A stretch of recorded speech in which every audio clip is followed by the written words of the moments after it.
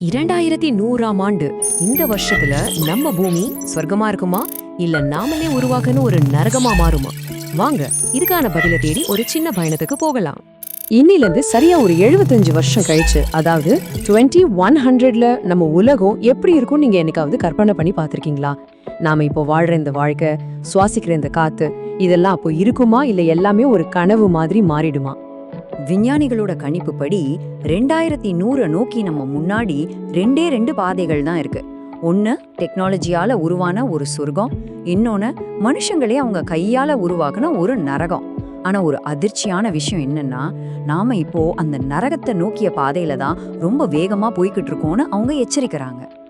சரி, இந்த பகுப்பாய்வுல நாம என்னவெல்லாம் பார்க்க போறோம்னா, முதல்ல 2100ஓட அந்த 2 விதமான எதிர்காலங்கள், அதுல டெக்னாலஜியால உருவாகிற ஸ்வர்க்கம் எப்படி இருக்கும், அப்புறம் நாமளே உருவாக்கிக்கிற நரகம் எப்படி இருக்கும், கடைசியா தேர்வு நம்ம கையில தான் இருக்குங்கிறத பத்தி பாப்போம்.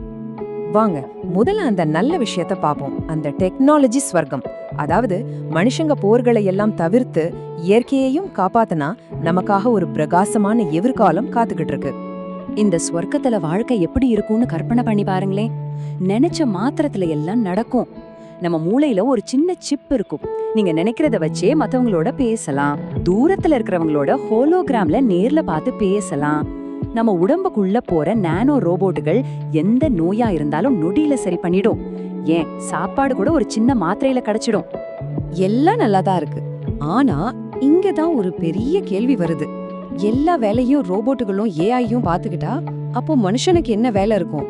நாம என்னதான் பண்ணுவோம்?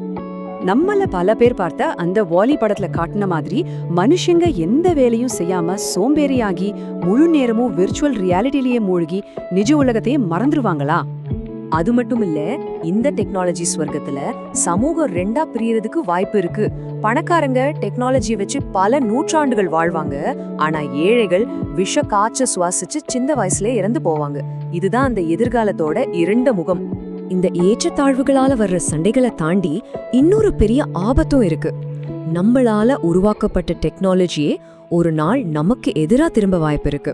அதாவது மனுஷனுக்கும் மிஷினுக்கும் நடுவுல ஒரு பெரிய யுத்தம் உருவாகலாம். இன்னொரு படமான ஐ ரோபாட்ல காட்டின மாதிரி ஒருவேளை அந்த ஏஐக்கு சுய புத்தி வந்து நான் ஏன் உனக்கு கட்டுப்படணும் அப்படின்னு நம்மளையே திருப்பி கேட்டா என்ன ஆகும்? யோசிச்சு பாருங்க. நாம உருவாக்குன எந்திரங்களே நம்மள ஆள ஆரம்பிச்சிடும். சரி, இதுவரைக்கும் அந்த சொர்க்கத்தை பத்தி பார்த்தோம். இப்போ 2வது பாதைக்கு வருவோம். அதாவது மனிதர்களோட பேராசையாலும் தவறுகளாலும் உருவாக்க போற அந்த நரகத்தை பத்தி பார்க்கலாம். இந்த அழிவுக்கான முதல் வாசல் அணு ஆயுத போர். இப்ப உலகத்துல நடந்துகிட்டு இருக்கிற பிரச்சனைகள் இன்னும் பெருசானா இந்த பேரழிவு நிச்சயம் நடக்கும். அப்படி ஒரு போர் நடந்தா அதோட விளைவுதான் நியூக்ளியோ விண்டர். அதாவது அணுகுண்டுகளால வர்ற புகையும் தூசியும் வானத்தையே மறைச்சிடும். சூரிய ஒளியே பூமிக்கு வராது. பல வருஷத்துக்கு பூமி இருட்டுல மூழ்கிடும். சரி, ஒருவேளை இந்த அணு ஆயுத போரை நாம தவிர்த்துட்டோம்னு வச்சுக்கலாம். அப்போ தப்பிச்சிடலாமா? நிச்சயமா இல்ல. அழிவுக்கான 2வது பாதை சுற்றுச்சூழல் சீரழிவு. இதோட விளைவுகள் ஒரு சங்கிலி தொடர் மாதிரி இருக்கும். முதல்ல நாம காடுகளை அழிப்போம். அதனால பூமியோட வெப்பநிலை பயங்கரமா அதிகமாகும். அப்புறம் துருவ பகுதிகளில் இருக்கிற பனிப்பாறைகள் எல்லாம் உருகி கடல் மட்டம் உயரும். கடைசியா நாம சென்னை, மும்பை மாதிரி கடலோர நகரங்கள் எல்லாமே கடலுக்குள்ள மூழ்கிடும். யோசிச்சு பாருங்க, எதிர்காலத்துல சராசரி வெப்பநிலையே 50 to 60 டிகிரி செல்சியஸ் இருக்குமா?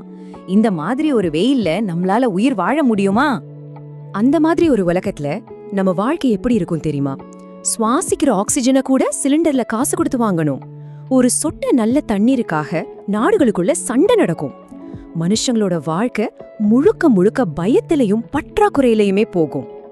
இதுவரைக்கும் நாம 2 விதமான எதிர்காலத்தையும் பார்த்தோம். ஒன்னு ஸ்வர்க்கம், இன்னொன்னு நரகம். ஆனா இதுல எதை தேர்ந்தெடுக்கணும்னு முடிவு பண்ண வேண்டியது நாம தான். நம்ம எதிர்காலம் இன்னும் எழுதப்படல. அதை எழுத போறது நாம தான். ஒரு முக்கியமான மேற்கோள் இங்க என்ன சொல்லுதுன்னா, தொழில்நுட்பம் நம்ம கைகளை மட்டும்தான் வலுப்படுத்தும். ஆனா நம்மளோட பேராசையும் போர்களும் தான் நம்ம இதயத்தையே அழிச்சிடும். ஆக நம்ம முன்னாடி இப்போ 2 பாதைகள் தான் இருக்கு. ஒன்னு இயற்கையோட இணைஞ்சு அமைதியான வழியில போய் டெக்னாலஜியால ஒரு அருமையான உலகத்தை உருவாக்குறது.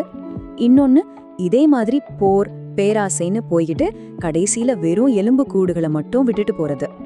இப்போ இந்த கேள்வி உங்ககிட்ட தான். 2100ல நீங்க எப்படிப்பட்ட ஒரு உலகத்தை பார்க்க விரும்புறீங்க? முழுக்க முழுக்க ரோபோட்டுகளும் இயந்திரங்களும் இருக்கிற ஒரு உலகத்தையா, இல்ல அமைதியா இயற்கையோட இணைஞ்சு வாழற ஒரு உலகத்தையா? உங்க தேர்வு தான் நம்ம எல்லாருடைய எதிர்காலமும்.